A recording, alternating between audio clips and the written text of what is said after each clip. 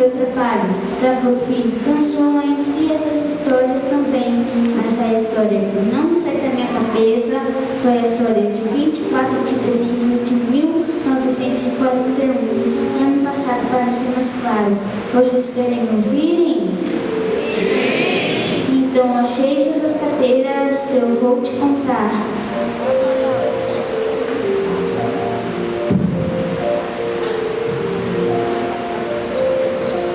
Estava passando pela rua principal quando duas senhoras muito bem arrumadas pediram para que eu engraxasse seus sapatos. Coloquei meu banquinho, arrumei minhas graxas e escovas e comecei meu trabalho. Ainda bem que meu pai tinha comprado graxa marrom. Uma das senhoras estava usando um fino sapato de couro marrom. Se ela chegasse no dia anterior, eu iria ter que dispensar o trabalho. A outra senhora estava calçando um sapato preto de uma grife muito conhecida na cidade. Mas voltando ao assunto, comecei a espalhar a graxa nos sapatos da senhora, os sapatos marrons, e ela disse à outra: minha cara, já percebeu que tudo fica mais bonito nessa época do ano? Árvores e luzes de Natal decorando as casas. Todo mundo alvoroçado na cidade para comemorar. Aí foi no meio do meu pensamento que a outra senhora interrompeu: minha cara, conheces a verdadeira história do Natal? Parece que para ti essa data não passa de presentes e decorações natalinas. Sabe o porquê comemoraste essa data? Bem, vejo que a sua ideia do que é o Natal é bem diferente do que ela realmente significa.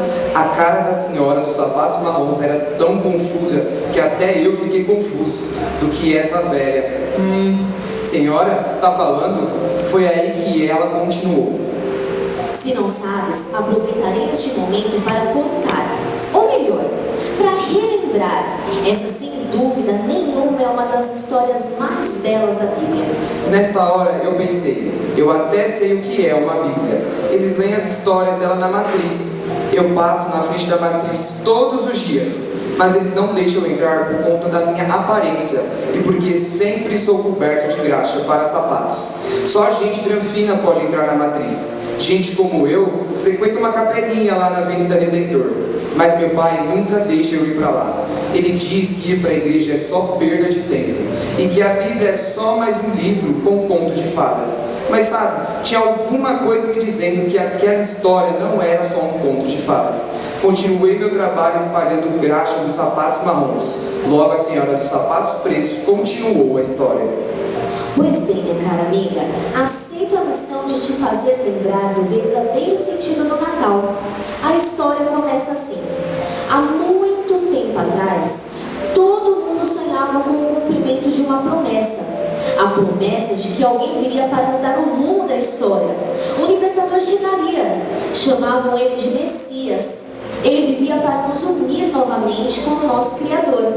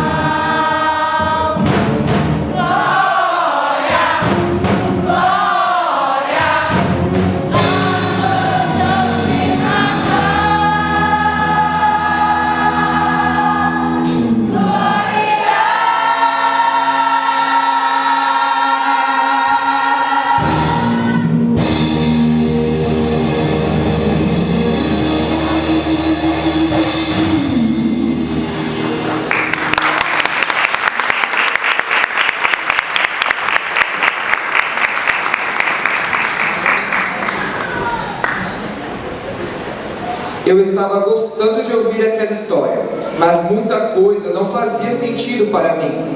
Promessa? Salvador? Tanta coisa e eu não estava entendendo nada. E a senhora dos sapatos pretos continuou.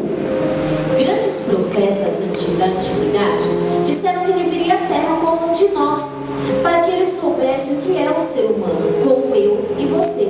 Ele precisaria vir assim, como todos nós viemos. Naquela hora eu fiquei pensando, só tem um jeito da gente existir, nascendo, não é mesmo? Como é então que um bebezinho fazia tudo aquilo? Salvar, libertar. Quem faz isso é o herói, e os únicos que eu conheço são os das Forças Armadas que desfilam aqui nas paradas da cidade. Pensei que deveria nascer de uma rainha da realeza, seja tipo importante, né? Talvez se tornasse um grande general, só que parece que não foi bem assim não. A senhora dos sapatos pretos pareceu ouvir meus pensamentos, então ela olhou para mim e disse: A mãe do Salvador não foi ninguém da realeza, foi uma mulher simples. E ser uma mulher simples naquele tempo não era como o de hoje em dia. As mulheres não tinham valor algum na sociedade. Ninguém as dava oportunidade de falar, opinião em nada, principalmente se não fossem nobres. O grande Deus age de formas inexplicáveis. O anjo apareceu para uma mulher chamada Maria e disse que ela seria a mãe do Salvador do mundo. A mulher ficou com um grande espanto, mas o anjo lhe disse: Não temas, o Senhor é contigo. Maria até sabia que seria mãe, mas com certeza não tinha a mínima ideia de como o nascimento daquele bebê mudaria toda a história da humanidade.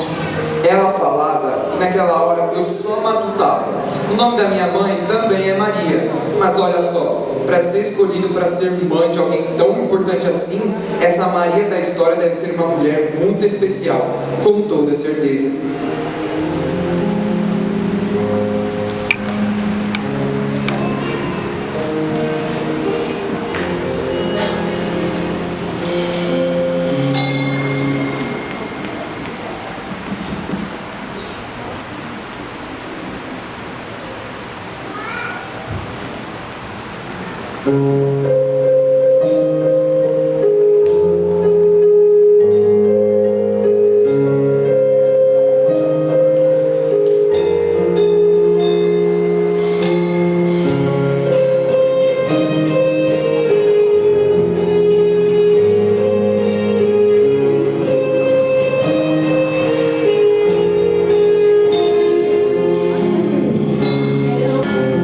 Alcançou graças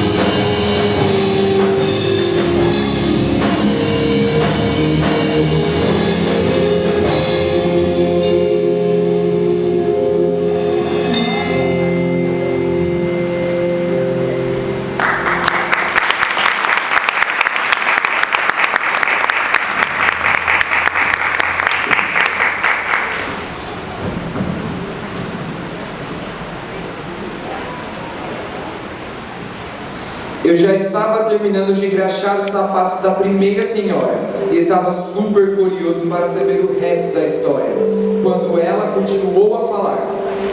Sabes que não houve nada especial enquanto Maria esperava o bebê, minha cara. Pois bem, no último mês de gestação, César Augusto ordenou que todos deveriam pagar seus impostos em sua cidade natal. Maria e José, seu marido, partiram rumo a Belém. E quando chegaram lá, procuraram um lugar para ficar, mas a cidade toda já estava lotada. Eles já tinham batido em todas as pensões e nenhuma delas tinha vaga. O dono de uma pensão se compadeceu da situação que eles estavam e disse ter um lugar. Era um estábulo que não se comparava com um quarto, mas que pelo menos eles ficavam lá durante a noite inteira ao invés de ficar no celeiro. Enquanto ela contava essa parte, eu terminei de dar um brilho nos sapatos marrons e pedi para que a outra senhora que estava a contar a história se sentar, para que eu engraxasse seus sapatos também.